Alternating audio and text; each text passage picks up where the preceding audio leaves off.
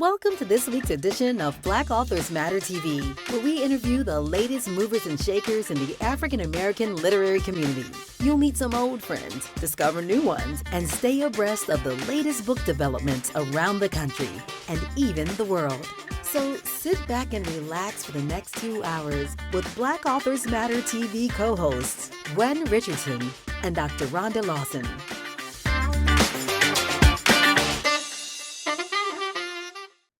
Good evening and welcome to another episode of Black Authors Matter TV. I'm Gwen Richardson, your host for tonight, along with my co-host, Dr. Rhonda Lawson. Good evening, everyone. And I'm going to take 30 seconds to fix my screen because when I tried to switch it, I got this green thing again. So let me hold on. Let me fix it. Well, hope everybody's having a wonderful Tuesday. I just figured I'd keep them entertained until you got back. Now what's going on? I'm getting it fixed.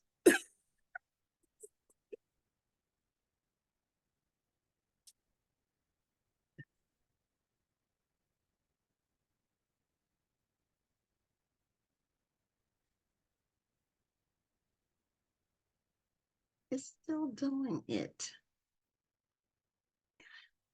It's still. That's okay. The show must go on, Gwen. We'll just. I know. I just hate having that green glow. I thought I had it fixed, and now I can't even. Okay. All right. Maybe this is it. Okay. There you go. I'm sorry, everybody. I don't know. When I did stop video just so I could do an adjustment and I came back, it was messed up. But anyway, welcome to this week's show. I apologize for the glitch. And we're going to have another amazing show tonight.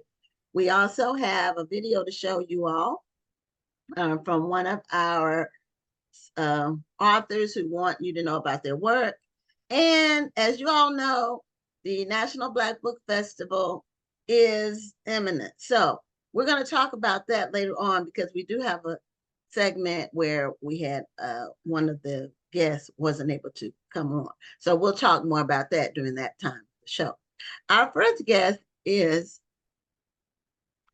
a very relevant topic that she's going to be discussing. And she logged in twice, so I'm not sure which one she wants to use. So I just logged on to both of them, and then she can decide which one she wants. I'm sure it's two different devices, and she was trying to make sure she was logged in. But our first guest, her name is Cheryl Tyler. And hi, Cheryl, how are you? Welcome to Black Authors Matter TV. Thank you. Glad to be here. I was just introducing you. Now, do you want me to remove the other box? You're logged in twice. Oh, wow. Yeah, remove the other one. Okay. Okay. Cheryl was the first Black female Secret Service agent. No. The first Black female Secret Service agent to protecting the president. Okay. Yes. Well, you know, most of the time when we think of the Secret Service, we think of the president anyway. But we want to be exact and clear about what your role was. I give homage to the first Black woman. She's deceased now. She died last year. And she was only there for 5 years. Her name was Zandra Fleminster. And she went on to State Department. So yes. Okay, but you were actually protecting the President of the United States. Correct. And you were in the Secret Service doing that during which administration?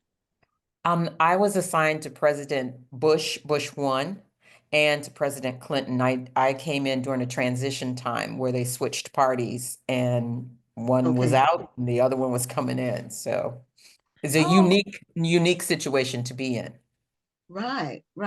So Cheryl has written a book about her travails or her successes and her frustrations and just her journey as a Secret Service agent. And in these times that we're in now, where the Secret Service, the whole agency, is under scrutiny for, I would call it, you know, sometimes when you're in a position for a long time and nothing happens, you get kind of lax. Yeah. And you know, you lose your focus on what the original intention mission should be. And so, but right now we're hearing a lot about the Secret Service. Normally they're kind of in the background and you really don't hear about them. You don't have them coming to testify before Congress, not about a screw up. You know, you might have them testify, but not about that. So tell us, one, what made you interested in being in the Secret Service? Well, as I state in my book, it was an era where women, number one, were not prominent, I'll say, in law enforcement.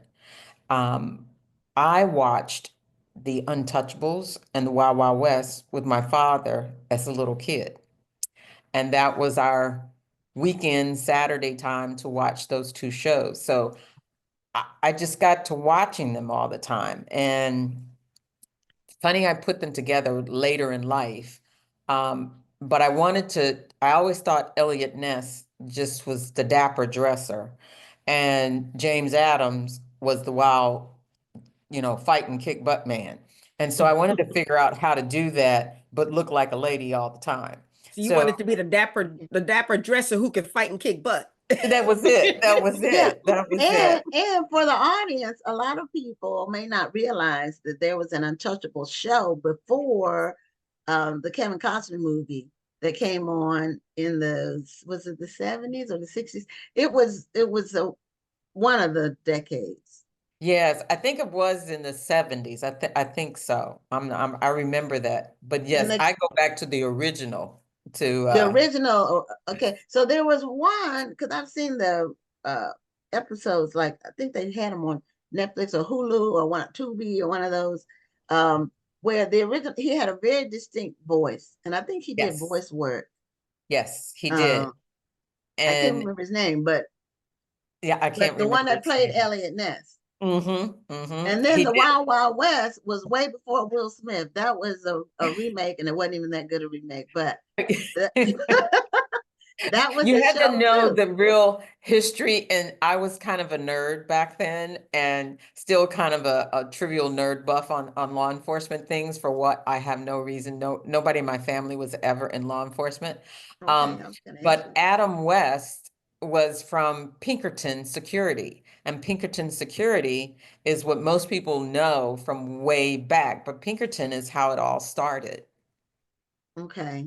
Yeah, that's because Pinkerton was like an investigative, Mm-hmm. um, but a private company. Wasn't it Mm-hmm. a private Yes. company Yes. that did investigations, detective work, and I think it was bank robberies or what was Money. it? Yes, Money. they Okay, it was money were part of related. money. Yes. Okay, okay. Yes. So that's interesting So that you watched just that with your dad. Yes. yeah, and that's why I'm wondering, because I watched a lot of shows growing up, Uh-huh. but what was it that stuck with you that said this is what I want to do? Because I'm sure you watched a lot of shows with your dad, but what was it about this? I have tried to put a finger on it, and I really don't know. Yes, I watched Lucille Ball. I watched what was that other movie? Back then you didn't have a lot of choices of television shows, Right. but the Gleason, what was his name? Jackie Gleason, Gleason. Jackie Gleason show. We Mhm. watched all kinds of shows, and we watched cowboy stories because I had two brothers. But it was something about that particular show that just held my attention all the time. And like I said, nobody in my family was in law enforcement at all. They were in the medical field or else in education. Wow. So you're the first person to venture out and do something like this. Totally Okay. different. Did your family think you were crazy? My mother just kind of like, if you're back in that era, I did all the girl things. I was a ballerina. I played musical instruments. I was like the tutus and all the little stuff. And my mother was a girly girl. And when I decided to reveal to the family what I was going to do, my mother just, it was at Thanksgiving, and my mother just got up and walked out the room and went and smoked a cigarette. And my brothers were like, whoa, that's great. We got a sister. She can be a badass. Okay. Oh. And my father was like, okay. My parents were, I give a lot of credit to them, and I'm very thankful for having the type of parents that I did. They encouraged us to be whatever it was that we wanted to be. And they encouraged us to follow whatever dream it was. And whether they knew it or understood it, it didn't make a difference. And they told us, we will support you. We may not know what it is, but we will be there. But whatever it is, you be the best at whatever it is you want to be. Okay. Now, did you That's go straight wonderful. to the Secret Service, or did you go a military route or law enforcement route, or I went how the did you route walk that in the door to the Secret I Service? sure did. That is what is the most ironic thing about me. But I- if people who know me know, no, that's they will say that's Tyler. If she wants something, she will go after it. They recruited at a lot of the historical Black colleges, but they were recruiting for men. They never came. I went to Spelman, so they never came to Spelman ever. Okay. And it wasn't until I worked for the Internal Revenue Service, which was down the street from the Secret Service's headquarters. Mhm. And I went on a lunch break and told them that I came in and I said, I'd like to speak to someone because I was doing a paper for my degree and I wanted to get some information on them. They gave me all the pamphlets and all the information. The guy came out, talked to me and everything, said, if you need something else, be sure, come back and see us. 2 weeks later, I came back and I said, I'm back again and I wanted to get some more information. They let me talk to another guy, brought me in. And then I said, well, I haven't been honest with you. I said, I came here because I want to be a Secret Service agent. And did their And mouths then, just drop? yeah, I was gonna say, They did your did. mouth just open? And I was just like, Okay. so I've read everything there is. So now what do I do? So Yeah, it went from that was there. bold. That was Yeah. It's confident. very bold. Mhm. I look back now and I'm like, I really was bold. So, but Yeah, you would like to meet that person that you were back there. I would love to Sometimes, know who yeah, that was. sometimes when you look back on things when you stepped Yeah. out to do something different, you know. So that was Right. really something different. Yeah, it was I just never So then what happened? know. Well, then they told me the process of what you had to do. You had to study and take this test. And it was like taking the GMAT or the LSAT all over again. So I had to study for that and study. And that was about a 4-hour test. And I did the test and passed. And then that's not just it. That's the beginning. Training is roughly almost a year. Okay. And you go away for you learn law. You learn law, learn arrest procedures, you learn shooting, you learn basic defense, you learn a lot of the administrative things in the beginning session of training. And once you complete that training, then you come to the Secret Services school and you train again more specifically for what their jurisdictions are. And most people don't realize, but the Secret Service was founded for the suppression of counterfeit money. They protect the currency of the country's money. Mm. And everybody always thinks it's the FBI, but it's not. Yeah, weren't they part of the Treasury. alcohol? Mm-mm, Were they part of that one? The mm-mm. Treasury Department. That's Treasury the department they Department. were in. Right. Okay. Before, and Yeah. then they ended up getting moved to Homeland Security. Yeah, Mhm. big mistake. That's Yeah, just they my probably need to be opinion. back to Treasury They because should. under Homeland Security, I think when they did Homeland Security, it was really because it was right after 9/11 and they were trying to consolidate all these departments into one. But I think it just created too much of a bureaucracy It did. and now it's just bloated. Yes. And it's like, no, the left hand doesn't know what the right hand is doing. It's about 6 It's too agencies within the Department of Homeland Security. And Secret right. Service really does need to be off by itself. It I really does. could kind of see why they felt like it should be lumped in, but I do agree that because of the nature of what the Secret Service does, it should be probably under a different agency. A lot of people don't know I actually worked for the Department of Homeland Security myself, Oh, but wow. yeah, I'm under CBP, Okay. and Okay. but it feels strange when we have our sync meetings and then they say Secret Service. I'm like, oh yeah, they do belong over here. They're just, they need to just be over there. They just need to Yes. be over there. Um, as you opened, Secret Service has been one of those agencies that you knew they existed, but you really didn't really know what they did. I think that's a good thing though. I Oh, don't Yeah, most definitely. Yeah, I yeah, don't think the Definitely. public really needs to be really right. all looking through what's going on with Secret Service. And then, like Gwen was mentioning, unfortunately, there have been a few. I'm not even talking about the Donald Trump incident, but even prior to them, there have Hmm. been some mishaps that have put the Secret Service on the forefront of the news, and it Exactly. brings more attention. And Right. I know when I go out and let's say I'm going out to the border or I'm going this or this place or that place and Secret Service is there, I appreciate the fact that they blend in.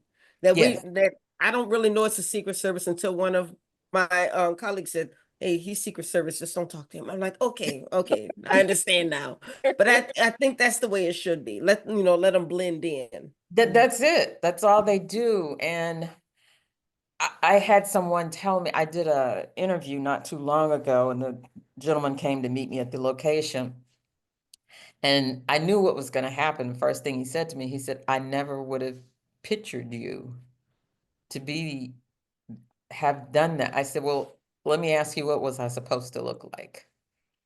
And he You were said, supposed to be a little A I don't white tall. know. You're guy, supposed to be a little light skinned, a white guy would say a with little bit more sunglasses. testosterone. That's it. And it's like, you know, as one person asked me a while back, they said, you know, it was a headhunter, and they said, we can't find female Secret Service agents. I said, there's a lot of them around. They said, yeah, they're retired, but how? I said, there are more than you realize. Mm, Mhm. And she asked me, she said, are there a lot of Black women? I said, more than you realize. I mean, it's not a whole ton because the Right. right. agency is small itself. Mhm. And Mm, so if you remember when the acting director was testifying on the Hill, one of my colleagues, she and I were talking about it, and he said, they were getting into the nit and grit about recruiting and getting people to come on the job, and what is the problem, what's the holdup, and this and that. And he said, look, he said, you have to realize we get thousands of applications, but only 2% make it. And she and I both said, well, dang. 2%, we must be really bad. If we did the 2% of us. So it's it Bad is in a good not, way. You're saying bad yeah, in the good it's bad. not a job for everybody. Everybody, right. right. It Well, really is. now let me ask you now, the women, you said that there are more women than people were thinking. I'm sure that's Black or white. Mhm. But do they realize the trailblazer who's standing in front of them? I mean, when you were there and you were active, did people realize that you were the first? Yeah, a lot did. When the lawsuit happened, they really did. There was another female and myself who were part of that lawsuit. It was 7 of us all together. And they knew. They knew exactly who we were. The fact that I'm still here in Washington, D.C., and the work that I do now, I run into a lot of agents all the time at different venues that I'm working. And people, I know what they're going through, so I stay out of their way. And I'm like, I'm over here, my crew is here. If you need something, just let me know. If you need us to move, just let us know, and I'll move the people. And they're like, no, you're so-and-so. Oh no, you know what we're doing. I said, well, kinda. I don't know your itinerary. They're like, no, you understand. And you do understand how they think. It is a different way of thinking. And having had the opportunity to be a training instructor as well and teach protection, it's a lot. It's a lot that's going on in their minds. They're, as both of you have said, they've been under the microscope for the most minute things as well as some of the Right. big things. And, you know, everybody immediately jumped to the female that, you know, was up there on the stage and why didn't she do this? I said, every last one of them did what they were supposed to do. I said, I Right. don't think you know of too many people would use their body as a human shield to protect somebody. And that's what they Exactly. did. That takes a I think special back individual. to when on the attempted assassination of Ronald Reagan. Mm-hmm. Mm-hmm. And I do remember how the Secret Service basically jumped in front. You have to be willing, whether you agree with this person's politics or not, And you that's have what's to be hard. willing Yes. to use your body as a shield to protect this person at all costs. Right. And I'm quite sure that that's something that I'm not going to ask you to go through all of the training that you have to go through for that, but I'm sure that that's something that's ingrained in you, that it's not about the politics of the person. It's the office that you're protecting. And you're right. And it really, to be honest, it doesn't, there's not a course on it. There's not a class and a discussion, a long discussion about it, because you wouldn't have made it this far if you didn't know that this is about the Constitution of this country. It's not about the individual. Now, as times have changed, it has become somewhat about the individual. But in reality, the job is not about the person. And you're absolutely correct. There are things that you may agree with that person's policies and you may disagree with that person's policies, but that's not what you got hired for. Right. You got hired to make sure the person of the leader of the free world stays alive. Right. And Now, that's we when don't I have that say, much time left, so I do want you to talk a little bit about how you were able to parlay your experience in the Secret Service into an entrepreneurial endeavor in the security industry. I do, well, when you do advances, you're doing advances your entire career. So you're meeting the right people, the locations there's certain things that you have to do for every place that a politician goes to. And whether it be the president or the vice president, first ladies, or a foreign head of a country, there are certain things that you have to check out. There's certain things that you have to make sure are working properly. And if something goes wrong, you have an answer to that solution. Um, so I've done that. I had done that for so many years, day in and day out. And it was like, this is second nature to me. Why don't I just have my own business and do security logistics for major events? And 15 years later, I'm still doing it. Okay. And what is the name of your company? It's called CLT3 Security Consulting. Okay. And do you work mainly in the DC area, or are you working in all different kinds of I work anywhere. locations? Do you work internationally? Do you do? We have done some work overseas. Yes. Yes. Those Okay. are hard. Those are hard because you have to know the rules and regulations of other countries and you have to know what you Right. can and can't do. So, Yeah. And the language, you know, is you know, language an language issue? has never stopped me. Language has never Okay. stopped me. And that's not to say it's okay. I don't speak fluently a foreign language, but I've managed to figure out how to maneuver in various parts of the world. Okay. Wow. Well, I think it's wonderful that you were able to take your experience basically as security, working Homeland Security or Mm. working Secret Service, I should say. Mm-hmm. And you're able to apply what you've learned and put it toward continuing to protect. Yes, Is that the way you see what you do, that you're continuing to protect? I do. And as some of my clients who are repeat clients that I have said to me always, they said, there's just something different about what you do than other companies do.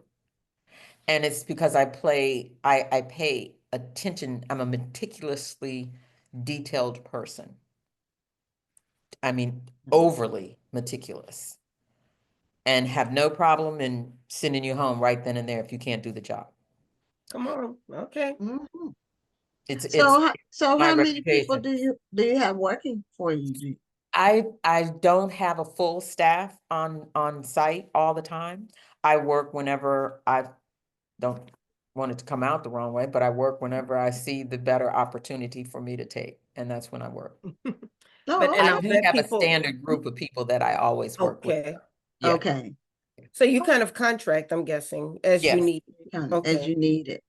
And Mhm. I'll bet as you're contracting people and they finally see who this person is who owns the company, it's probably the same reaction that people gave you when you were working in Secret Service. They don't believe that this is an Exactly. African American woman who owns this company, this very successful company. Exactly. I have stood next to an employee and people have asked that employee, so how long have you had the company? And he said, I don't. I work for her. You should They go Yeah, have, on Undercover Boss. People and would then never realize. and it's the and then best. their It's the teeth best. drop out. Yeah. I So look we at it only this have a way. couple of minutes left, but I did want to. I see the book behind you. Yes, that's Um, It's called yes, Trailblazer. and the book was just released September 16th, which is my mother's birthday, which is Oh, cool. okay. all right. See, you'll remember that. Yes, absolutely. How has the reaction been so far? I've gotten emails and text messages from several friends, and they're like, I never knew this was about, I don't, this isn't the person that I've known all these years. And they're like, gee, you kept this. And it's like, yeah, but it's still me. And so it's been good so far. It's been good. We have our first book signing in a couple of weeks. Where's the book signing? It's going to be here in DC. I'm At in which DC, so I bookstore? might want to come to She's it. in the Oh, DMV. it's at the Yes, where Friendship Heights is in Chevy Chase, right at the yes. border. It's at the Friendship Heights Community Center. Okay, well, I will have to make sure that I I'll keep in send the touch. info to you. Yes, please do, because I Okay. live in the DC area. I live in Oh, Accokeek, Maryland, actually. oh yes, So yeah. yes, I would love to come out and support. Okay, great. I appreciate it. I've had one of the furthest away person, my best friend in Australia, got her book Wow. before everybody else did here. We used to live in New York at the same time, and she got it. So she loved it. Okay, well, I guess I have no excuse. I'm just down the street. There you go. There you go. Well, Yeah. this has Now, been great. yeah, in the final minute we have, what's something that you like one of the biggest surprises that you had being a secret that like a short version because it might be a long situation, A but one of the surprise? biggest surprises you had that you didn't expect, something unexpected when you got in the Secret Service, or was there did you study so much with all the information they gave you that you everything was expected? Um, I wouldn't say surprise. I think some of the challenges that you have that you don't know you're going to encounter, and still to this day, stick with me and really are very challenging still. And that's dealing with someone who is mentally ill that makes a threat towards a protectee. Oh, wow. Those, that is and I've dealt with a lot of people like that. Mhm. And Wow. that's something that stays with you. I bet. That opened the door to a whole nother topic, but we're at the end of our time. And there'll be another time. That's it. Yeah. So thank you so much for being a guest on the show. Congratulations on the release of your book. Thank you. And I'm sure that we're going to be hearing more from you. And the timing, I know you didn't know the timing was going to be what it was when you did this, but your No, timing is impeccable. Sometimes we just, meet the moment. there you go. I always say God works in mysterious ways. That's Amen the to that. truth. Thank All you, right. ladies, very much. It was very nice meeting you. It was Same very nice here. meeting you as well. God bless You you and all stay you do. safe out there, and I will send you the information. All right. Okay. Thank Have you. a Okay. great evening. Bye-bye. Bye-bye. Bye-bye. Okay, so if you all didn't know that there's a first Black person for a lot of positions, and Cheryl Tyler was the first Black woman in the Secret Service to protect a president of the United States. So that's an amazing accomplishment and something that I don't know if I've ever seen, to my knowledge, a Black woman Secret Service agent. I've seen men, and I'm sure they're out there, but sometimes they're kind of incognito, So I don't. You Right. probably have, Rhonda, since you work for Actually, Homeland Security. believe it or not, in the few times that I've worked with Secret Service, I have not run across a Black woman just yet. Oh, okay. You're in Homeland Security, so Yeah. Um, are you hearing an echo? no. In the few Well, times. now I am. All right, let me see if I can fix that really quickly.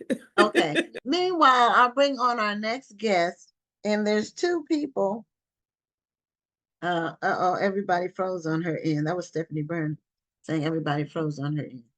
So I'm not frozen, and Rhonda's not frozen. So it might just be your connection, Stephanie. So Stephanie, that's you. You got to stop yeah. using dial-up.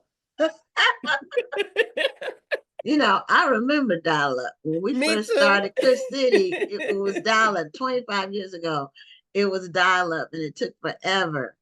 It took forever. And we thought it was fast. And We then all of a did. We sudden- thought it was revolutionary at the time, but then once you got into the other mechanisms, DSL, or what was the one, the T1 lines, and then when the internet was full blown and you had Wi-Fi, and then but the dial-up was a major innovation. Yeah, and I mean, if you thought you were doing something, when you heard that little squeaky, high-pitched sound, you're like, oh, it's connecting. Yes. Yeah. It took forever. It was slow as all get out. So anyway, our next guest is Bari Robinson. And I had two people sign on. Neither one said Bari Robinson.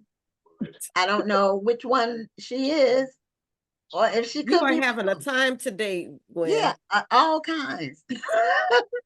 Well, So we would like to welcome our guest iPhone Sagana to the Sagana, or the other one is Zoom user.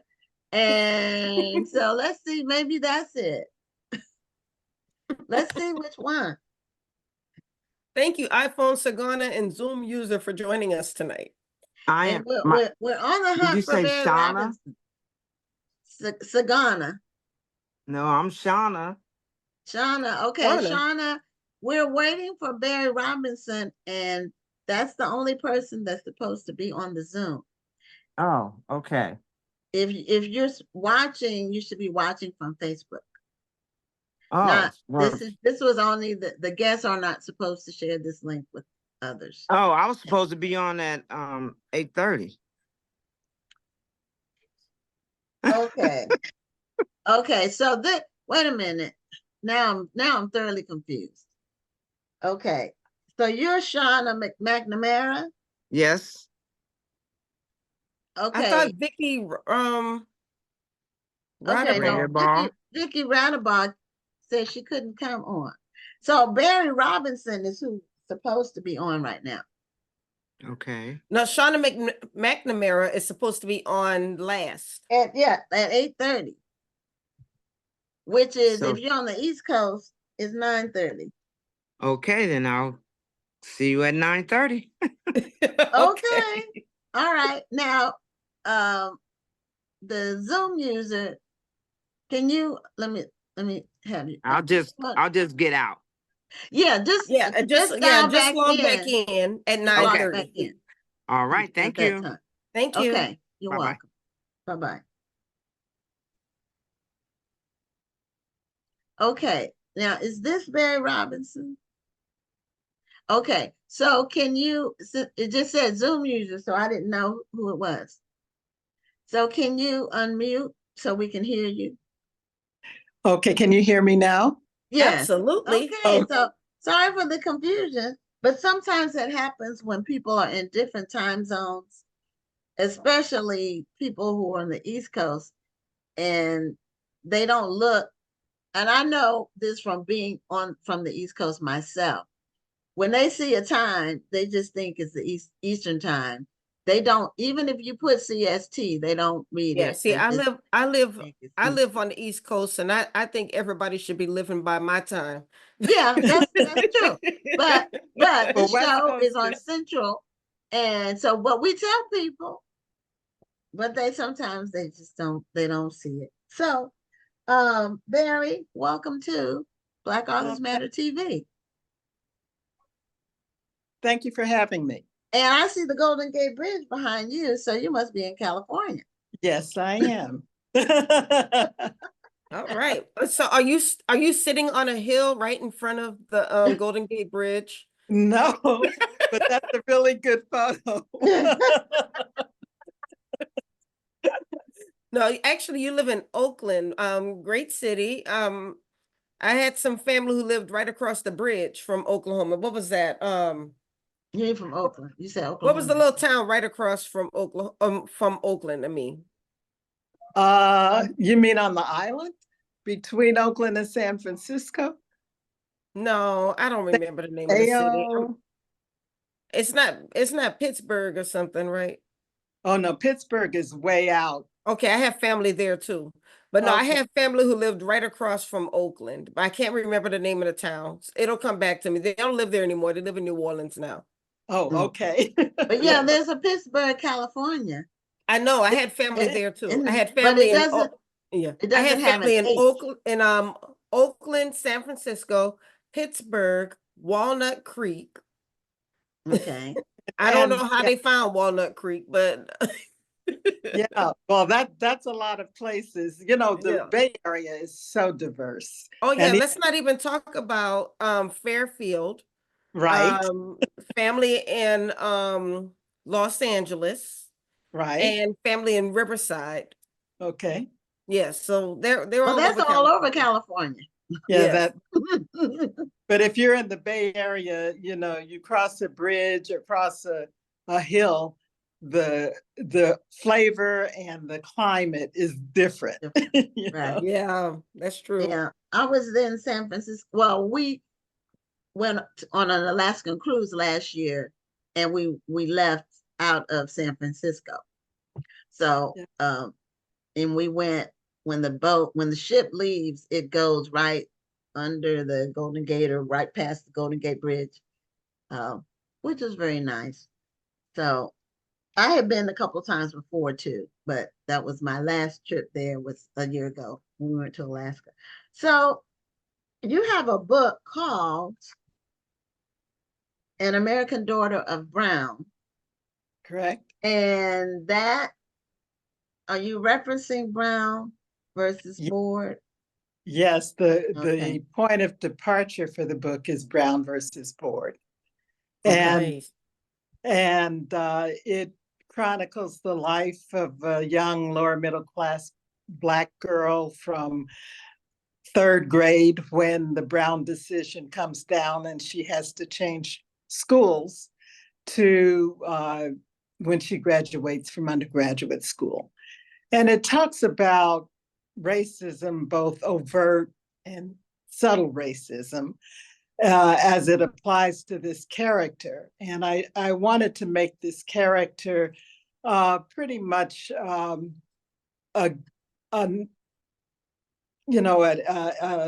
reflect the experience of a lot of Black people. Generally, at least back in the day, Black characters were always dirt poor. The protagonist in my story has a very supportive family. Not a lot of money, but a very supportive family, overall educated. The all black school that she went to before Brown reflects what had happened during that period when Black people couldn't get other jobs. Our best and our brightest were teachers, and they cared a great deal about their students. And so she has to leave that school because it was all Black, and the school closest to her home was all white. And after Brown, she had to go to that school. And so it talks about what happened to her with the racism. It wasn't like in Montgomery or, in the South where people were throwing things. But you can see the subtleties. You can see how the Black boys were suspended or talked about poorly.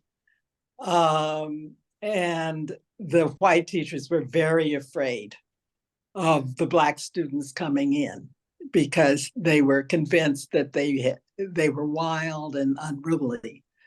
So she went from there, to middle school and high school, and, to the end where she went to college. So is this a novel / memoir? Yeah, to some extent. But I Okay. think that most writers do draw from their own experiences, especially when they're telling stories.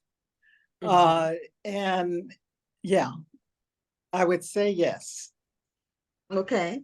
Okay, so And you drew from your own experiences, but you told a fictional story. So did that give you a little bit more license to expand in some Yeah, areas? it gave me a lot of license, and there were a lot of scenes that didn't happen to me or anybody I knew, but I wanted to learn how to write that novel, Right. which was a lot of fun for me. I loved it. What strikes me is when you first started talking about the story, um, when I've talked to a number of people who grew up during the civil rights era and prior to the civil rights era, Yes. and they often talk about that life was pretty good for the most part. They weren't always running for their lives. They weren't worried about going to the other side of town where all of the white folks are, because they were fine in their communities. They had everything they needed in their communities. Um, did you kind of maybe draw on a little bit of that in the book as well? Yes, when I think back about my friends and people that I knew who were lower middle class or just middle class, um, people had strong moral compasses. They were very supportive of their communities. Um, you know, your friends might be poor, they might not. There was no homogenized community like what we're finding now, like you have the rich people over here and the poor people over there. Because in the Black community, we were all together. And so we learned from each other. And it helped pull up those on the lower economic scale because we were all in the same boat sociologically. Right, right. My grandmother used to say that when she graduated from high school, she went to, ironically, she went to an all-black high school that was in the middle of an all-white neighborhood. The archdiocese kind of took care of that school, so that's the reason why it was where it was. But she said when they graduated, all of the kids had to be dressed alike because they didn't want to be able to tell the rich girls from the poor girls. Everybody had to wear the same type of dress, the same type of shoes, and it was something that everybody could afford because they didn't want to be able to tell the rich from the poor. They didn't want to be able to point out class during this graduation, which I thought was really interesting.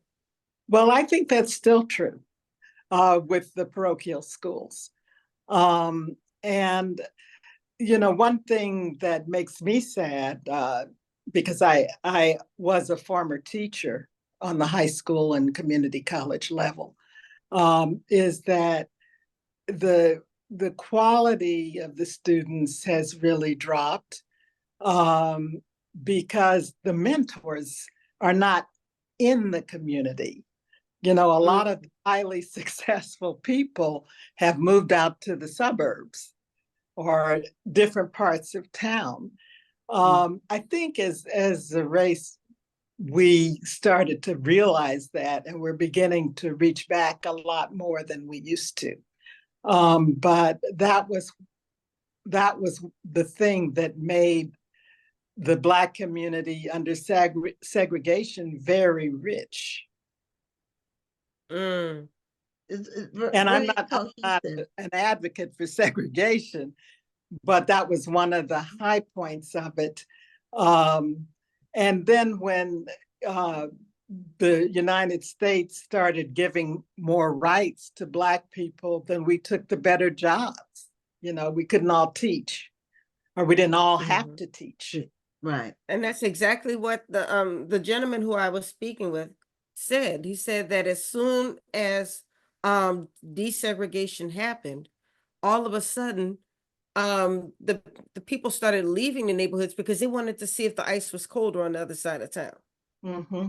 You know, so all of a sudden they started to forsake the businesses that were in their own communities and the schools that were in their own communities, because they were like, okay, now I can get a little something that the white man has or the rich man has, and I want to go get that. And they stopped taking care of home. And I hate to say it, I think that's what that senator was trying to say, but he totally flubbed it all up. It got everybody mad at him, but I think that might have been what he was trying to say. Right. Yeah. Well, Well, you know, go ahead, Gwen. well, I was going to say with you know, with integration, as is the case with many things that we pursue. I think it was a case of all that glitters is not gold. Right. That's true. And so we gained some things, but we lost as many things, maybe more things. Right. Because we lost our community, one. And the underlying theme for Brown versus Board, while the intentions were very good, I understand the intentions, but what the underlying message was that the education that Black children were getting by Black teachers was somehow less than, when it was the opposite.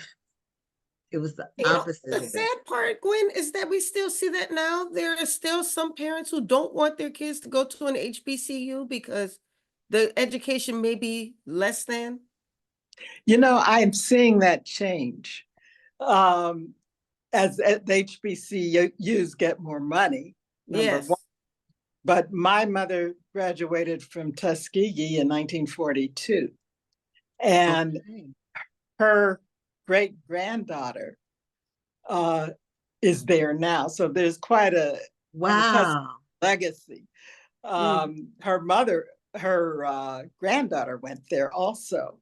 So also, you know, there was some saying that I saw on social media where, you know, it said, go ahead and apply to those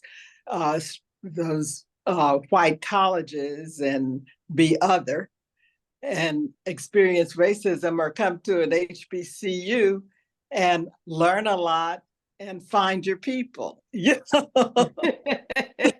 Yeah. You know, my dad went to, it was called North Carolina College when he went in Durham. I don't know what year he went. I can't say. But my daughter went to the same school. It's North Carolina Central now. Uh, But that, I mean, that generational thing, I didn't go to an HBCU, but all of my siblings did.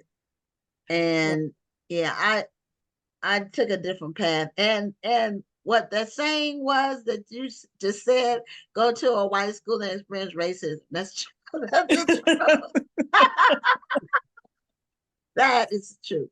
So my daughter loved Central. She, in fact, she goes to homecoming every year. See, I haven't been to a homecoming at Georgetown ever. And so, but she goes every year. In fact, it's coming up soon and she's going again. Her and her line sisters, her Zeta line sisters, and Rhonda's a Zeta. So she goes every year, her and her line sisters, they normally get an Airbnb and they really hang out on the plot and all that. So yeah, we gained some things but we lost we lost we things. lost more things. I believe we lost more. Because what we lost the generational connections we were able to sustain when we had a community. Mm-hmm. Well, one of the subtleties that I wanted to bring out in the book was where Lauren Sullivan, the protagonist, went to a high school that at that time was about 50-50 in racial mix. Okay. And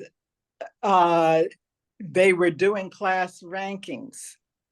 And she saw that she had also gone to a predominantly Black high school for 2 years before she went to this high school. And the counselor had ranked everyone, and her ranking was so much lower than the numbers indicated. And the counselor in the story said, well, you went to that Black school and the quality wasn't as high. So I cannot. So what did they do? Weight it, give you a negative weighting for your GPA? It wasn't me. It was the character. Oh no, I mean, well, the person, the character, yeah. Yeah. They gave her a negative weighting. Okay. And I think what they did was not count the accelerated classes, the college courses with the extra points. Okay, which is the same thing. Oh, it's just in the other direction. So she had to learn how to advocate for herself. Yeah. That's interesting. Now you had a storied legal career yourself. Yeah. Yes, I did. So tell us about that. You clerked for the U.S. Court of Appeals in the District of Columbia. Yes. And tell us about your law practice, your legal career. I started out in the large law firms, and I did everything from antitrust to agricultural law. And I learned how these huge law firms draft legislation for governmental bodies. I also learned about the racism in the large firms. And it was daunting at first. There was 148 members of my law firm. And I was one of 2 Black people when I first came. So, there was a lot of subtle fighting and jockeying and depression because of some of the results. And a lot of it came down to, we're just not comfortable with you. Wow. And I said, well, that's perhaps because the only people like me you've seen took care of your kids or did your cooking. That's and exactly that was what when it I is. was at the end of my rope. Yeah. Theoretically, I did want to advance, but there came a point where I just said no more. I don't have anything to prove to these people. I know who I am. I know what I am. I know from whence I came. And, so I opened up my own firm, and my specialties were real estate and construction law. And I also had the opportunity to be a substitute judge in juvenile court in the dependency area. And that's where kids are taken away from their parents. Sometimes, the judge decides who, due to abuse or neglect. And, reading through the files and the records sometimes was quite emotionally daunting, as a substitute judge, or a pro tem judge is what they call them. But it also gave me fodder for other parts of the book, not specific stories, but just, how people got there or what happened while they were in homes in general. So, my legal career really gave me a great perspective about what's going on in the country. Mm. So have you been in California the whole time? No, I grew up in Kansas City, Missouri. Oh, okay. Oh. Okay. And, All right, in the Midwest. Brown was important to me because it was so close to Topeka. It was about 60 miles from Topeka, Kansas, where the plaintiffs in Brown were. Okay. And so, it wasn't like Mississippi or Alabama, when the decisions came down, but you could really see, the racism in different forms. Right. Well, you spent some time in the DC area as well, I believe. Did you ever make it to Annapolis to see the Thurgood Marshall Memorial? No, I actually met Thurgood Marshall when I was. Oh, wow. Wow. See, that's an honor. That's an honor Okay. in and of itself. Right. Well, no, the reason why I asked is because it's such a powerful memorial, and it's a statue of him, and on one side is the students who were affected by the Brown versus Board of Education. That was one of his major Yeah. cases. And then on the other side, oh my goodness, and I'm having a brain fart just because I'm telling you about this right now. But on the other side is a statue of a young man, and I cannot remember, but he was another one of Thurgood Marshall's major cases. So it's just really powerful because he looks like he's standing there walking toward them, and they're both looking at him. Wow. Looking toward him. It's a beautiful, beautiful memorial. So one of the things I love doing whenever I go to Annapolis is going to that memorial as well as the Kunta Kinte Memorial. Oh, wow. Well, in person, he's funny, or he was funny. I remember when he retired. He did. I'm never gonna forget. They asked him, "Well, why are you retiring?" He said, "I'm old." And I'm falling Yeah, apart. right. He said I'm falling apart. Yeah, I was like, "Oh my goodness, this man is hilarious." Well, one thing I wanted to talk about also was the fact that when I was practicing law, no, not when I was practicing law, I was teaching in a community college. And the president said, "Bari, you're kind of a daredevil. Would you like this assignment?" I said, "Depends on what it is." And he said, "How would you like to teach at Soledad Prison?" I said, "The Soledad?" He said, "That's a maximum security institution." Ooh. "Oh yeah, don't worry about it. There are guards in the classroom and out in the hall, and you'll have the model prisoners." And so I said, "Okay, fine." And so I went, and you could hear the big gates slam shut behind you. And that's when I started thinking more deeply about the experience. And then I walked into the classroom to a lot of cat calls. And I thought, okay, you know, I really have to be careful. And there was no guard anywhere in the class. And there are about 35 students.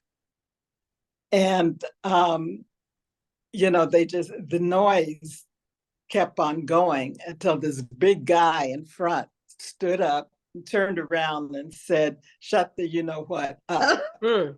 Oh. This is an experience I don't want to lose. And everybody shut up immediately. And he sat back down in the front row and we proceeded. And when I, you know, would give a writing assignment, because I was teaching creative writing, and I would say, I need 5 pages. And I was getting 20 pages per student. You know? Well, they had a lot of time. They had a lot of time. They had a lot Right. of time. I had never worked so hard in my life in teaching. Oh, wow. Well, I guess they had a lot to get off their chest, you know. Yeah. And somebody who's reading that was actually going to read what they were writing. Right. Right. And I also learned about what they went through, you know, with their families and their children. And sometimes they would come up and say, "The court is about to take my child away. Is there anything you can do?" I said, "No." At the time, I said, "I know nothing about the legal system. Plus, that's not why I'm here." And so, you know, it really piqued my interest. And so I changed professions and went to law school. Oh, okay. Well, we're getting close to the end of our time. We're going a little bit over. But I did want to let people know that you're going to be at the National Black Book Festival. I want to tell Rhonda that too. Yeah. Yes, I know. I saw it. Oh, you did? Okay. You're one of the participating authors, and it's coming up really quickly next week. So you will enjoy it. You'll meet so many people that will become lifelong friends, and you'll actually get to meet people who are sharing information without hesitation. Well, this is the best organized book event that I have attended. And I'm not just saying that. You are really author friendly. And I appreciate it. Okay. Well, we have been doing it for a minute, 17 years. But, you know, actually having gone to a few different events recently, Rhonda and I both have been together. You can see some differences in the way other people do things versus the way we do things. I'll put it like that. So we try to make sure that the authors feel appreciated, you know, recognized, and also that they get information while they're here that they can use to make them successful. Well, I'm looking forward to it. And we're looking forward. So you write in the, what genre do you write? Or what category did you select? Historical fiction. Historical fiction. Okay. All That's right. absolutely historical fiction, and I can't wait. Yeah, I think it's only a few people. Let me look at my chart here. Let me see. I have the schedule. This is the schedule of activities, and on the back is a list of all the authors. And under historical fiction, there's only one name. I thought so. You're gonna have the sign right beside you at your table for this section, historical fiction. So everybody who's looking for that, they will come your way. Okay, good. Good. Okay, well, thank you so much, Bari, for being a guest on Black Authors Matter TV. Congratulations on your book release, and we look forward to seeing you next week at the National Black Book Festival. Well, thank you. Thank you. You have a great evening. Okay, you too. Thank you. Bye-bye. Okay, so we had mentioned to you all that we were going to be showing a video from one of the authors that wants you to know about their work. We're going to be doing that. And then we're going to come back and talk about the National Black Book Festival some because our third guest for tonight had to cancel unexpectedly. So we have a little bit of time in between. And so we will we'll come back after we show the video and talk about the festival. So I needed to, I'm late admitting my media manager, but anyway, he's going to show you the video now. I forgot I had to do that.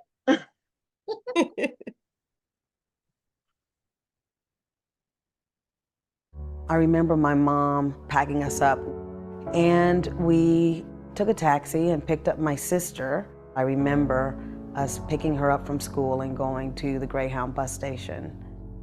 I asked my mom where we were going. She said, oh, we're going to Detroit because Stevie Wonder sent for me. My aunts and uncles would come and say that she needed to go to the hospital, but as children, we didn't realize anything differently about our mom. So going to Detroit didn't seem unusual. We got to Detroit and checked into a hotel that night. It was some hours later, a man drove us to basically what was a homeless shelter. When we were in Detroit, we lived in this rundown, horrible, infested building. My mother was not a smoker, but in Detroit, she smoked. One night, she told us, me and my sister, to go and get her cigarettes. And we knew the store on the corner. She gave us money and we left. It was almost 10 o'clock at night. I was 4 years old and my oldest sister was 6. Even to think about that today is kind of absurd. It just seemed okay. We were just obeying our mom. The door was locked, but there were people in there and we knocked and tried to get him to let us in. And the 60s weren't a very kind time. We set out to find another store. We began to walk and wander. After some moment of time, we came upon a store. We got the cigarettes. At that point, we began to walk back and realized we were lost. Didn't know the street, didn't know the address, just didn't know even which way we had turned. There was a crowd of people. They were protesting something that was always going on. I suggested to my sister, maybe if we cross the street, somebody could help us. This gentleman is there, this tall white man. He asked, are you girls lost? We said yes. And he says, well, where do you live? We don't know where we live. And he said, let me take you home. All of a sudden, we turned down our street. And he said, is this where you live? We said, yes. And he said, go on upstairs, your mother's waiting. I get emotional when I think about this story because I know that it was some miracle that we were saved. As I realized that that was an angel from God.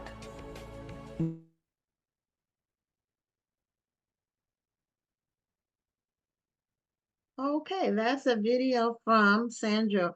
I think her last name is pronounced Braham or Braham, and she will actually be a participating author at the upcoming National Black Book Festival. So this video, I believe, is about her book that she will be selling, which is a biography. She's in the biography category, I believe. Yes. So biography memoir category. So she's going to have a book about that angel in Detroit or from Detroit. So she'll be there with her books and you get to meet her face to face if you're coming. So in the time we have now between now and our final interview, we want to talk a little bit about the National Black Book Festival. And Rhonda has been our literary correspondent for, I want to say 5 years, maybe 6. You turn your mute on. Yeah, I think it's 7 years now. I think my Okay. first one was 2018. Oh, okay. Wow. Time flies. I was thinking It about this does. show is over 4 years. We've been doing this for 4 years. It just goes by so fast. It does. It really does.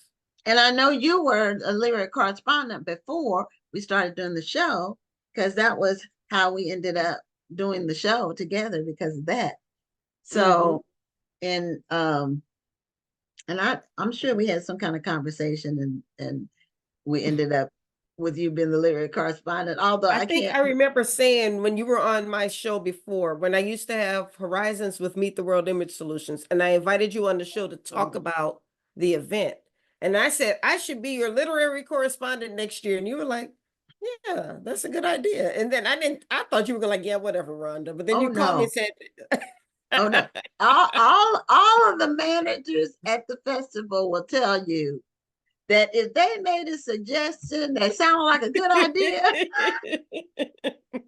I said, go for it. Yeah, that sounds great. You can do that. Yeah, That's how that's we ended exactly up what with a lot happened. of stuff. Most of our seminars, that's how we ended up with those. That's how we ended up with the Children's Festival. Because when people have a good idea, then I'm all for it.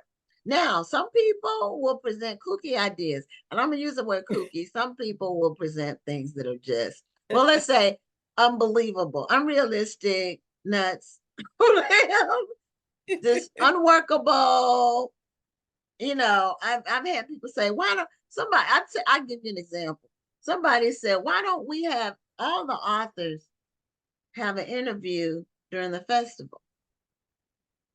And I said, that's not possible. Right. It's not possible.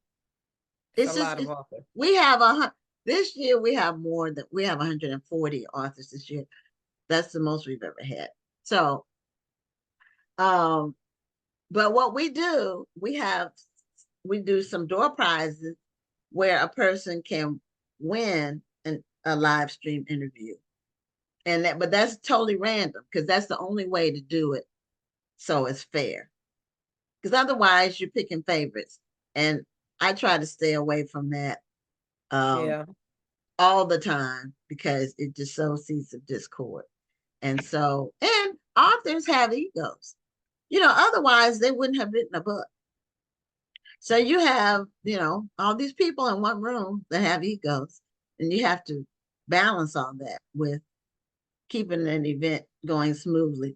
But our event is very, very organized. I will say, if I could say so myself, it's timed from the time it opens to the time it ends. Every person who's managing has a actual purpose. They have an assignment that they take very seriously. And this year, one thing we've added that we didn't have before as much, we have a lot of merch this year. We have all kinds of merch. We have the Black Authors Matter merch, but then we have other t-shirt styles that we're introducing this year for the first time. We have new book festival t-shirts. We've had the same one for a long time. I said it's time to do a new design. When we're doing new t-shirts, we may as well do everything new. So we have one for the volunteers that actually has the word volunteer on it. That's National Black Book Festival and then volunteer on the shirt. So people can know who the volunteers are. And then our general shirt says, I met 100 plus authors at the National Black Book Festival. Oh, that's cool. So that's going to be our new standard shirt. And then we have totes, we have caps, we have we have long sleeve shirts now because a lot of people would come from out of town from places north and say, do you have it in long sleeves? Because in October, here it's 85 degrees, but in most of the rest of the country, it's not. So they would be coming from points north and want long sleeves, and we didn't have it. So we decided to do long sleeves. So we have the long sleeve shirts. We have that in the Black Office Matter. Also, we have it in our Harlem Renaissance shirt, which is one of our new shirts. So Rhonda and I have been, we went to 2 places, and we met some really nice people. But we, our event is big and it's organized and it's well put together. I would say that. And people have fun at it, and lots of connections are made. Yeah, lots of connections, and you have really the ability to make the connections. You have the opportunities to do that. So it starts on Thursday night. For those of you all who don't have your tickets yet, if you want to come to the welcome reception and you live in the Houston area, or you're already planning to come and you don't have your tickets yet to the reception or the special events, the last day for tickets is Friday, and you can buy them online. And the general admission is totally free. So the 3 events that we have are events where food is served. So they're catered events. And so the ticket is required for those. But the general admission, which includes all the author exhibits, all the seminars, the featured author sessions, that's all totally free to the public. And so we have TV ads that we're running this year on Houston channels 26 and 20. And we can already see the results of it. Our website traffic is way up from what it was the week before the ad started running. You can see the difference. And also we're getting a lot more calls and emails and DMs. And the church is actually, Fallbrook Church is getting a lot of calls, but they don't have anything to do with the event other than they're the venue. They're just the location. They're the location. That's it. So they send them to us on the website. So Rhonda, what are you looking forward to this year at the festival? Do you have anything in particular you're looking forward to?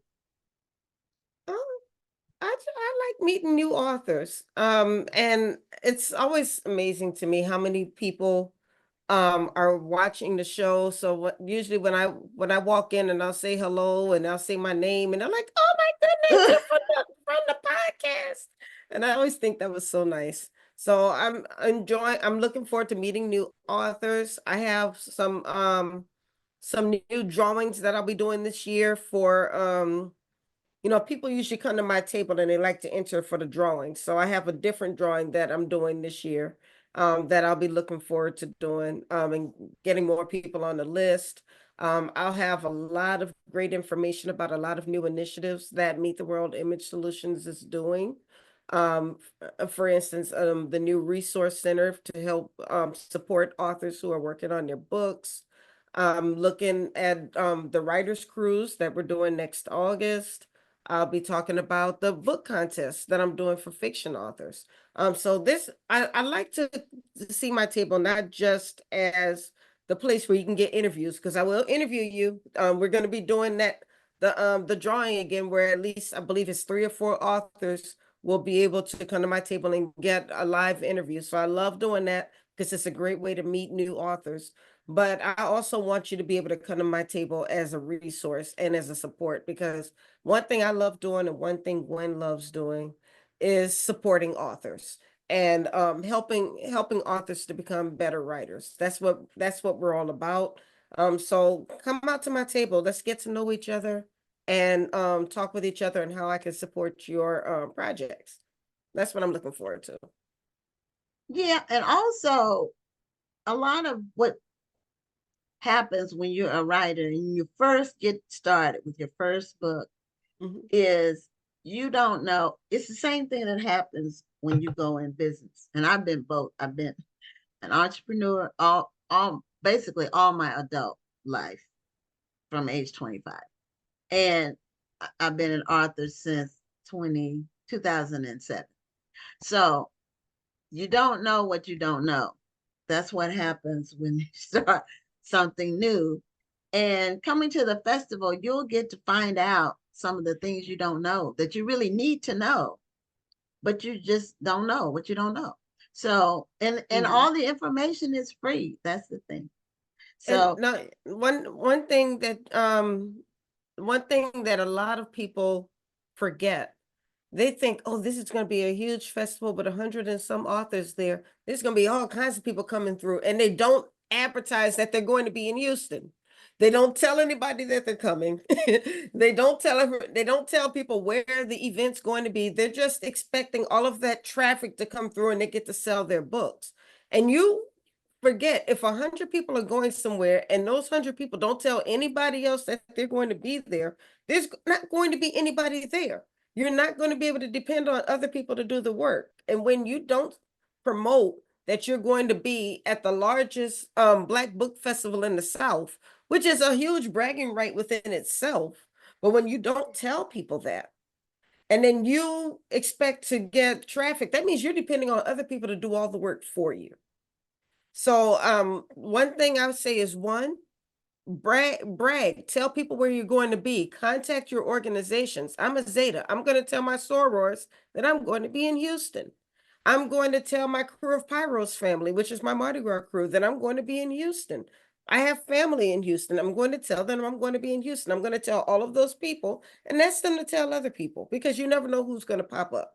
So that's one thing. The other thing is, you don't go to a festival like this and depend on only selling books. Because if your only goal is to sell books and you don't sell as many as you thought you should have, you're going to see this this whole weekend as a failure.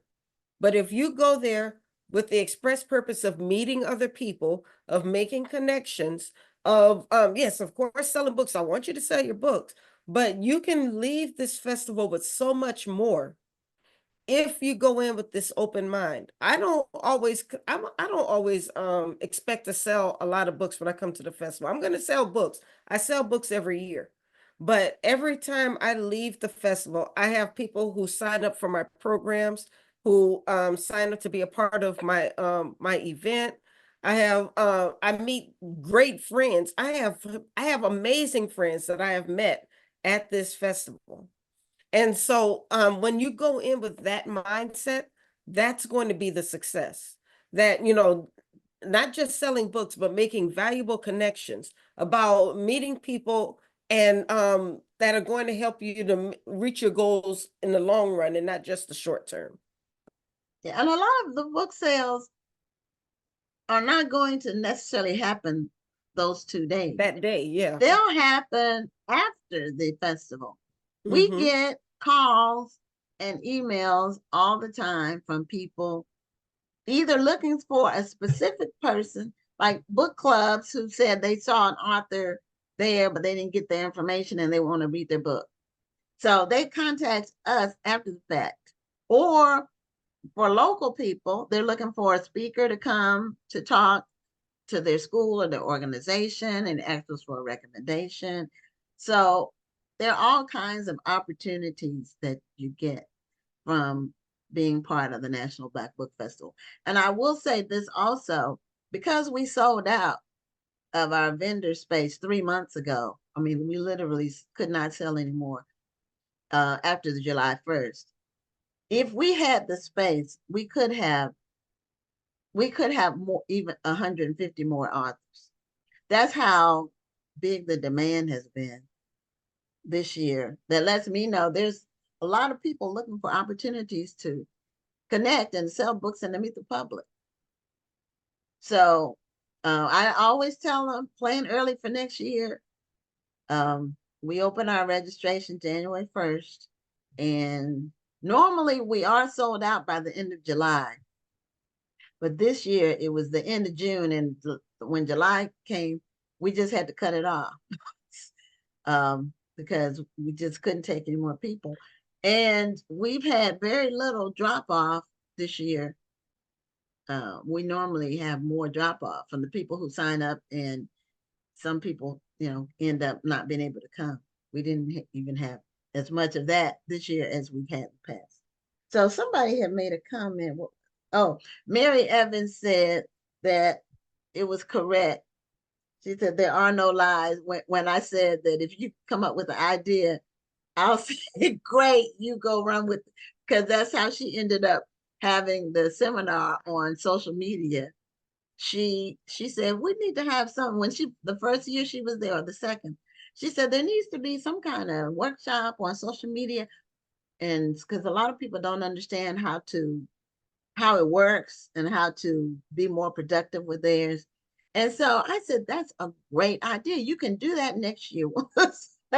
So, you know, a good idea. I have no problem letting somebody hit the ground and run with it, because the worst thing that can happen is that it doesn't work out. And then you try it once. If it doesn't work out, then it didn't work out.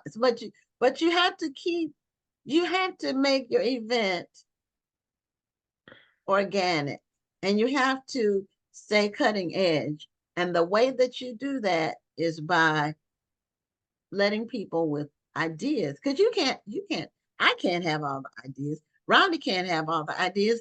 And even the managers and the people who work with it, we're not going to have all the ideas. Somebody's going to come up with something I got fresh all the and new. ideas. I got all the ideas. Okay, you do. So, you have to be open to it. It has to be a good idea. And when the person comes up with it, my thing is this: you take it and run with it. I'm not going to do it. I'm not going to do it for you. This is your idea. You have to take it and run with it if you want us to do it and for it to succeed. Because I'm already up to here. I can tell you, I'm up to here over. You can see my hand. I'm already up to here. So we had one other comment. Then we're going to bring on our final guest. Mary Landrum wanted to know, is it held at the same venue in Texas every year? She says she's sad she can't go this year, but she would love to meet me and Rhonda. Yes. And that's the other question that I get on social media all the time, almost every day. When are you going to come to X? You can fill in the blank for the state, the region, or the city. And what I tell them is never, because this event, if it's under this umbrella, is going to be in Houston, Texas at Fallbrook Church, because that way we can keep it free and open to the public. If we try to start moving around, you're looking at tens of thousands of extra dollars. So we're able to keep our costs down. Still costs a ton of money, but if we tried to go somewhere else with it, it wouldn't work. So it will be in Houston, Texas for as long as we're doing it, which we don't know exactly how long that's going to be, but we'll see. We're year 17 and we'll see how it goes. So our final guest for tonight is Shauna McNamara. And I'm going to ask her what this name is on this iPhone, because her name is Shauna, and that's not. Yep, that's me. Oh, you know what? That G's supposed to be an H, I think.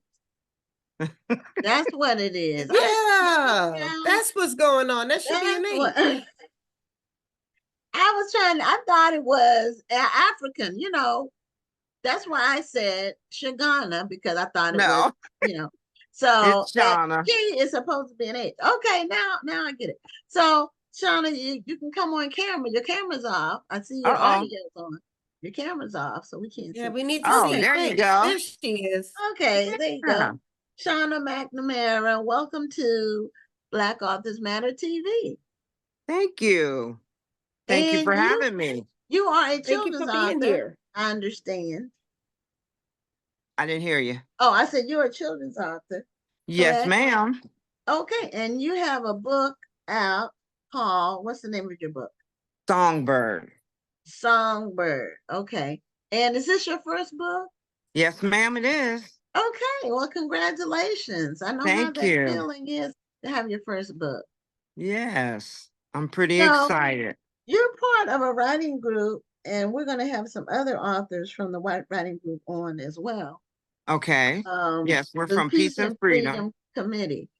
Correct. And so tell us about the writing group that you're part of first, Well, and then it's we'll talk peace about and your book.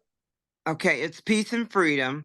We're women that's empowering other women and working with children. And we all decided to get together and write some children's books. Okay, so the Peace and Freedom Committee, all of the books that you all produce are children's books. Yes, ma'am. Oh, okay. All right. And are they all like different ages groups? Yes, we have Okay. all ages. I went for the middle school transition into high school. We have elementary school, Okay. Do you have preschoolers kindergarten, too? preschoolers. Yes. Okay. Okay. So you run the gamut. Okay. Now, where are you all located? In Marion, Ohio. So are all of the authors in Marion or in the Marion area? Yes, we're all in Marion, Ohio. Oh, okay. How long have you all been together as a writing group? Oh, I think we started this 2 years ago. It's been in the making for 2 years. Okay. And now how often do y'all get together? Well, we're an organization that we do not just write children's books. We're the Peace and Freedom. We do the Martin Luther King breakfast. We have an event for ladies' hats off luncheon.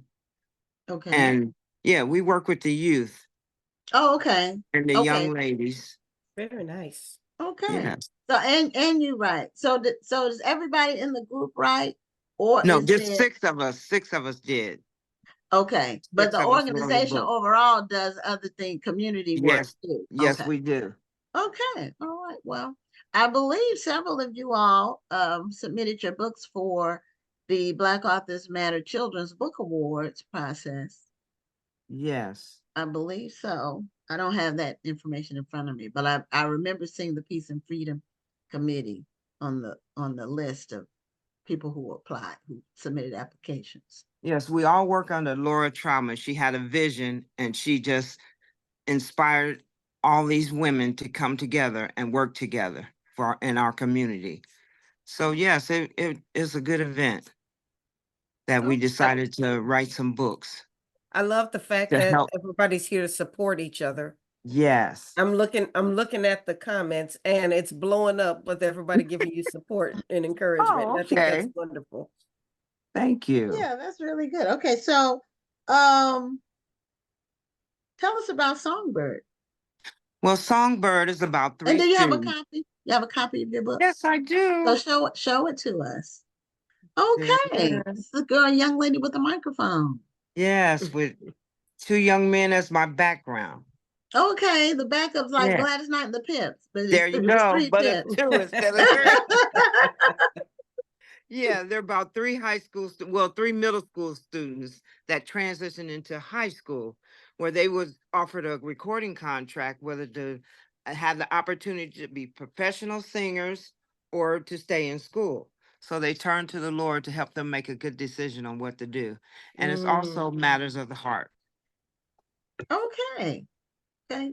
Well, you know, a lot of if you look at that show, what's Unsung, Yeah. a lot of those groups started off in high school, Yes. you know, as a high school band. And Mhm. then they got their big break or whatever. But you know, a lot of things happen with children in school musically because they're around music, and that's really your formative years where you're listening to music all the time, Right. learning songs. And I know we used to pretend like we were groups. You know, when I was a kid, we would Yeah, go to we all somebody's had that house moment. I after had a rap school. group. Had that Okay. I moment can't in rap to high save my school where life, you but had I a had a rap talent show. group. Yeah. Have that moment where you have a talent show in high school and then they're kicked off from there. Yeah, that does happen. And you know, when we were in elementary school, even our 7th grade in particular, because Yes. where I was it was before they split the schools up. So elementary went to 7th grade. Mm-hmm. So the 7th graders were like elementary school seniors, you know, Right. that was but our teacher she was very strict, but she was also very open at the same time. And she would let us do sing songs in class, like pretend like we were a singing group in class, and she would turn it into an English some kind of English lesson. Well, that's good. That's awesome. Yeah. She was amazing. So so now is inspiration for Songbird. Is that like a personal story of yours or? Well, it's a little of both. I dedicated the book to my granddaughter because me and my granddaughter went through some of the similar things, and I just wanted to encourage her. Yeah. Okay. So is the girl on the cover of the book, does she kind of resemble your granddaughter? No, she resembles me. Back in the day when I had my Afro puffs. Oh, okay. Okay, that was common. I had some too. Yeah, we all did. I used to put mine with I used to use bobby pins to create my puff. There you I go. just bobby pinned it all around, and then I would have a little bow on the top of each puff. Right. I wish I That's had a all. picture from that hairstyle. I don't I have a wish you picture of did that too. hairstyle. It was cute. I got a lot of compliments from my Afro puffs. So now, are you in the musical? Are you musically inclined? I just sing in a gospel choir at church. Okay. Yeah. So is the Songbird in the story? Do they sing secular music or gospel music? Both. My granddaughter sings as well. And Okay. yeah, right now, she's trying to record her own songs. So Yeah, she's doing good. now people are going on, YouTube and Yeah, very popular. Instagram and or that I guess TikTok, but you don't do long things on TikTok. Yeah. More for YouTube. People are having their pages and singing songs and Right. doing covers of songs and writing their own songs and all kinds of stuff. Right, Yeah. Right. So they can and expose to the world. I see some of it on my news feed for Facebook, but you know how when you hit something, then the same thing starts showing. There you go. So, for a while I was seeing a lot of African weddings. I was some of those African weddings are elaborate and they have elaborate is putting it mildly. It is. I mean, some of it's amazing. The gowns they have on, and the men are, really sharp dressers. The head wraps. Yeah, Yeah. and then they'll have a line, and the whole line will have some moves. It's really Right. some amazing stuff. So, but Yeah. I do also see children singing. I saw it was a group last night. It was a family. The husband, the dad was playing the piano. The little boy was playing drums. And then the little girl was singing and the mom was singing. And they were All right. harmonizing. It was Mm. neat. Good. It's Mhm. good. Yeah. So do you do any of that with your granddaughter? Do you all Oh, sing yes. together? Yes, we have lots of fun. Try to get all my grandkids in. Yeah, I was So just we about do. to ask if you had a musical family. Yes, I do. Yes. We're all very musically inclined. Love it. Oh, And we It's love like a to little sing. concert with y'all. Yeah. We love to sing. So do you all play instruments too, or just the singing part? No, I play tambourine. Okay, so is I that love that's an never leave home instrument too. without it. So are you okay? So are you part of the Church of God in Christ? Yeah. Logos Christian Ministry. Okay, well, I know the tambourines, that's really kind of like a signature. Yes. I love to play the tambourine. Yeah. I was just thinking about, what came to my mind actually was in the movie Ray, which I saw recently again for like the 10th time. Uh-huh. They were playing tambourines in those little concerts they were in. Yes. You must be one heck of a tambourine player, because in the comments they were all talking about how you're a tambourine player. Kimber Mo Yes. says they love hearing Miss Shauna playing the tambourine. Yes. I Shauna's a mean, songbird. You better tell them you love Yeah, playing the tambourine. Yes, I started out at Mays Temple and everybody just beat it. Love it with the bass. That's the best. You have more Okay. control. So That's yes, I awesome. love making a joyful noise. Definitely. Mhm. Yeah. So what are some of your favorite songs? Like of the recent, you say in the gospel realm, who are some of Oh, your all of artists my you is like? my all of my favorite. I like Work It Out. He's an on time God. Okay. That's the Yes. song. Yeah. Yes.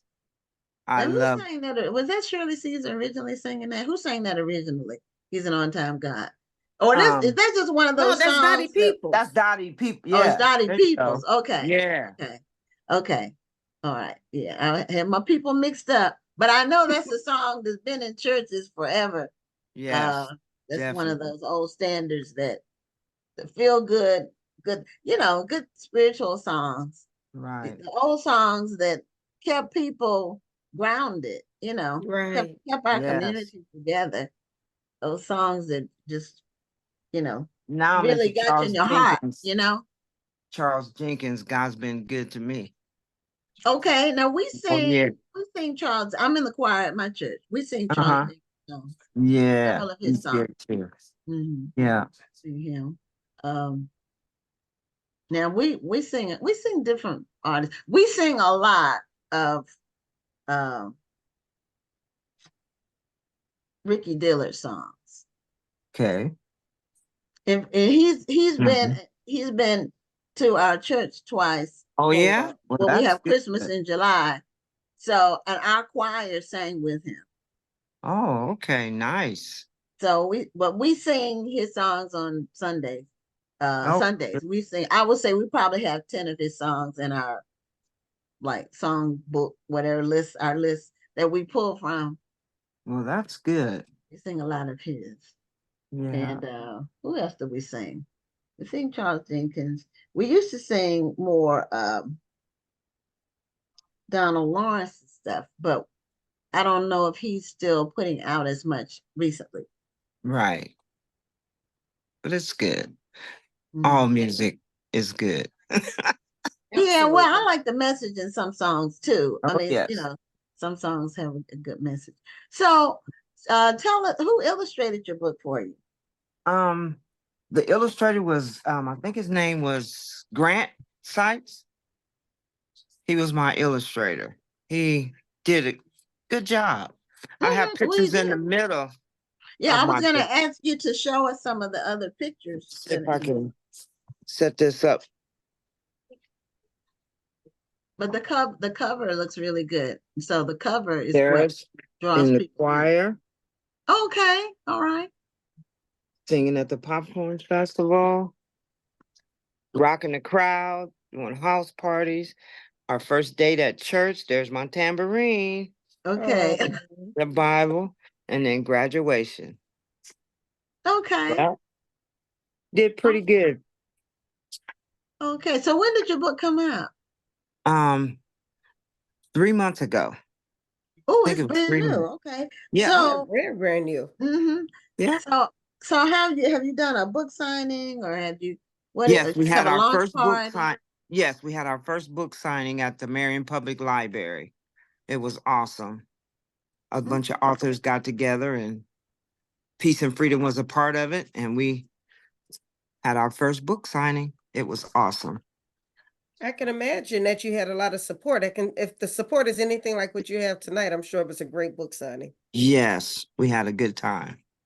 Wonderful. Mhm. So you planning on a second, third, fourth book? Well, I thought let's take one at a time. I'll work on another one. I'll try to do another one. She just got that one out. Wait, no, you should be already working on your second Yeah, one, but ma'am. Yeah, surprise. She said second or third. Stephanie told me I have to write 17 of them since I got 17 grandkids. I need to write 17 books. I Listen, said, I didn't even say okay. 17 now. Yes, she did. That's a lot. But when you write that first one, then Right. you can. Right. Yep. So It's a great accomplishment.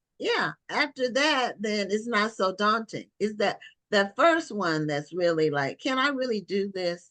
Right. And then you hold it in your hand, and then you But have Laura, right, Laura Troutman and Rhea Edmond really pushed me because they kept saying, well, we want more. I want more. Tell me what happened to this part. Tell me that. So it does inspire you to keep going and going. Right. So that, When you realize how much people are appreciating your work, it does make you want to keep going. yes, Because it makes you feel good. this can be a very lonely business. It shouldn't be, because we should be networking, but often it can be a very lonely business because everybody around you, when you start meeting other authors, they're going to be talking about they sold 30 books at this book signing, and they did this and they did that and they're bestseller, and you're looking like, well, I didn't sell that many books. And then you start to try to compare yourself, and you shouldn't. Because no, you half, should. Your half these story is people, your I'm story. gonna tell Right. you a secret. Half these people be lying. They ain't sold that many books. I was gonna say that, but Oh, I said, well, I don't want to discourage anybody out there. But one thing I will say now that really is, because everybody says it, it really has no meaning anymore. And that is the whole bestseller label. Everybody's a bestseller now. So, which means nobody's a bestseller. If everybody is a bestseller, that's like saying everybody's top. right. Because bestseller is compared to something. It's compared to all the other books that are being released. Right. It means Right. you're at the top of the totem pole. And on Amazon, because you can do a subcategory of a subcategory of a subcategory of a subcategory, and then you can be a bestseller and it was only 3 books in your category. Well, that's really not not. That's not a bestseller. My first book made the Essence list. When Essence magazine used to Congratulations. publish a Yeah. list. No, this was 15 years ago, whenever my first book came out. When did it come out? 17 years ago, yeah. But I never called myself a best-selling author because that's just one book and one list. Oh, okay. I see people who have, I think Jacqueline Thomas just released her 100th book. I'm in awe of these people that can come up with all Right. these different stories. Mm, It's amazing. And I'm not, I probably could if I spent all my time doing that, but that's right. not what I want to spend all my time doing. So, I kudos to the people who really can just write and keep writing stories and keep coming up with new original stories that are new Right. characters and new plots, and I just give them all the credit in the world. But Yeah. not everybody is a bestseller. If you only have one book, Well, But I only have one book. let's not be doom and gloom and everything. You can I'm not definitely doom and be, gloom. yeah. I'm Now just I'm just saying. saying you can be a bestseller. I mean, No, Everybody you has a people market your can. story. yes, you market your book the way you see fit. And right now it seems like you have a great support system. You Yes. have a great audience, and your book seems like it fits very perfectly within your surroundings, because Right. you can sell the book to your church family, you can sell the book to your musical family, and it fits perfectly within both of those audiences. Right. And I think that sometimes we have to think about that as well. Who is my audience? And then you write to that audience. Right. Yeah. Well, I wasn't trying to be doom and gloom. I'm just saying, some things are not. When you said people will say that they sold like a whole bunch of books and they didn't really sell it. So Oh I no, was that's just, true. They be doing that. that is true. And that's what I'm saying about. I was just adding to that line of conversation. So, No, but I didn't think you were. I just didn't want us to continue to go down that road. I wanted to make sure that we were encouraging as well. That's all. I didn't think you were yeah, doing it. I felt like I was I doing don't it. think Well, I she might have was. I started don't it. think Shauna was discouraged Yeah. because she No, came out with her one book is fantastic, that's and right. your cover is really beautiful. Your Thank you. cover says what your book is about, without having too many people on the front. Right. And But that's think it's he did good. a good I job love because it. my people were stick it's really people. good. You know, this book is about a singer and Right. somebody who wants to, I'll use make it big for lack of a better term.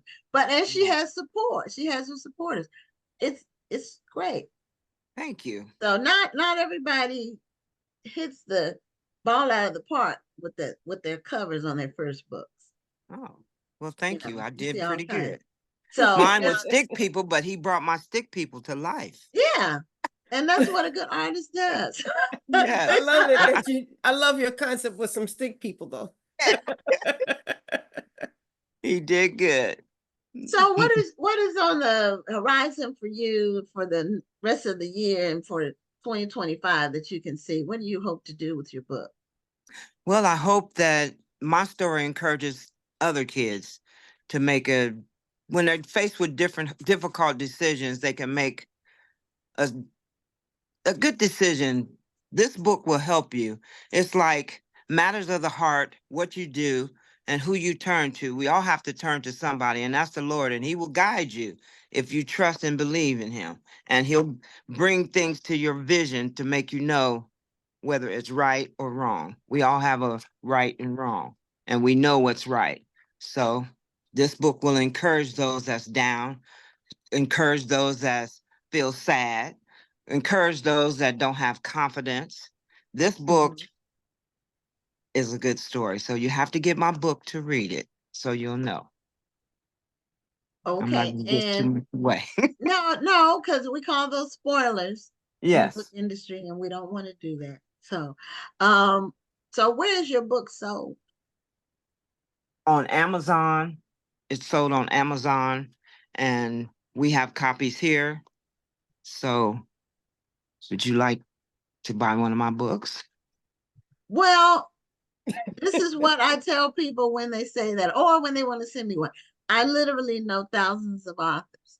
So Right. literally. So I can't Well, buy now you everybody's know book. me. You know I do, 1,001. but I know thousands. Okay, I'll put an S Okay. on it. But I can't buy everybody's book, and it's not possible. But what I do is Amen. I have people come on the show so they can promote their books and they can have it seen by a lot more people than just me. So a Right. lot of people will see this show and this Oh, segment okay. and then they can go out and buy your book. Well, And thank that's you. what we do. All right. Sounds good. So tell us a little bit more about the Peace and Freedom Committee. Do y'all have plans for any upcoming book events that you planning to do, or do you plan to expand your writing group? Like if somebody was watching this show from your area, they Mm-hmm. were interested in joining your writing group or participating with what you all do, is that something that's an option that's available? Yes, it is, because we have a couple girls that came aboard to help us raise money for our J.W. Harris Scholarship Foundation. And it's really good. And we just encourage people to dig in and bring that outer person to life, that you can help somebody else. You know, Wonderful. it's really good. And we're not limited just to the peace and freedom. If you have a story in you and you want to share it, we're open to that. But Okay. all proceeds go to the Peace and Freedom Foundation And where can to people help. find more information about the Peace and Freedom Foundation? We have a web page also. They can go to Peace and Freedom. Okay, well, Rhonda normally types in like the Yeah, website. that's what I Yeah. was what's just about to the type it in. Is so it what's the website? PEACE and AND freedom.org.com? Right. Let me see if I can find this.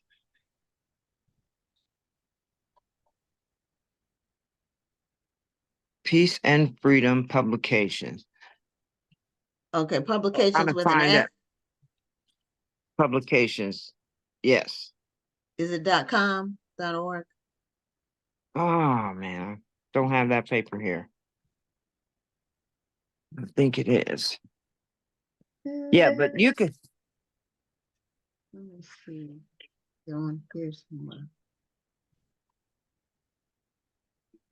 There was a Yes, site it's on the information. It's long though, but if you go to Peace boomohio.info. and freedom. Yeah, It's I put that in the peace and chat already. freedom. Okay. Okay, what'd you say? The Boom Ohio website, I put that in the chat. Oh, okay. Boomohio.info, and then it's the organizations folder, and then within that is the Peace and Freedom Committee. Right. I had to break out my eyes for that. Oh, Rhonda shared it. Okay, let's see what we got. And somebody else said it was at Barnes and Nobles as well.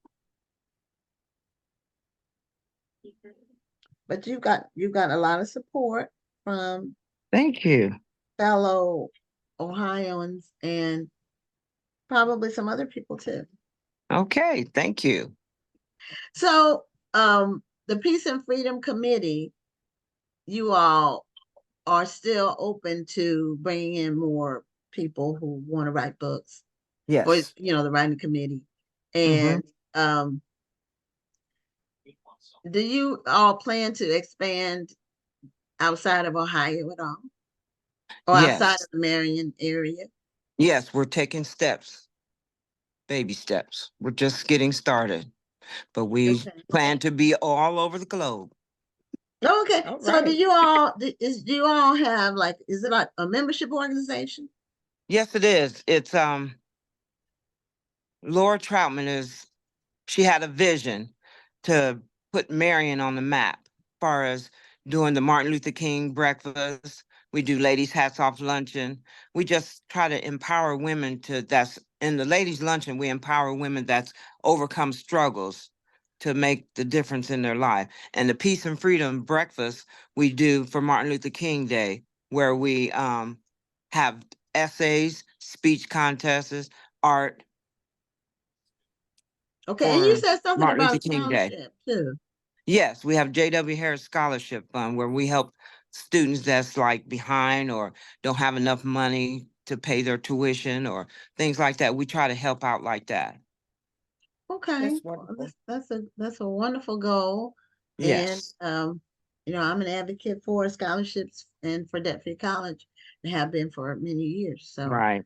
yeah. So well, Shauna, thank you so much for being a guest on Black Thank Authors you. Matter TV. Congratulations on the release of your book, Songbird. Thank you. I And appreciate that. the launch is only 3 months old. It's like a baby.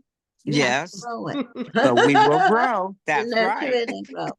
So thank But you no, we again. wish you all the best with your book, though. Thank you. And we appreciate you sharing your story. Well, thank you. I appreciate it. Thank you for your time. Thank Okay, you. have a great And evening. you ladies have a blessed evening. And You you do the too. same. All right. Bye-bye. Bye-bye. Bye-bye. So we are at the end of our show for this week. We hope those of you all who are planning to come to the National Black Book Festival are being engaged and excited and looking forward to it. We do have a couple of programming notes before we close in terms of, we will have a show next week, the Tuesday before the festival, but we will not have a show the Tuesday after the festival because both me and Rhonda will be resting and taking time off. We're going to be tired. And so we won't have a show on the 29th. That's the Tuesday after the festival. I think it's the 29th. Yeah, 29th. And then we will not have a show on Election Day, which is November 5th, also a Tuesday. We want everybody to get out and vote. So that is all for this week. And we will see you next Tuesday on another episode of Black Authors Matter TV. I'm Gwen Richardson signing off. And I'm Dr. Rhonda Lawson. Have a wonderful evening and a great week. Thank you for tuning in and join us next Tuesday at 7 p.m. Central, 8 p.m. Eastern for another edition of Black Authors Matter TV.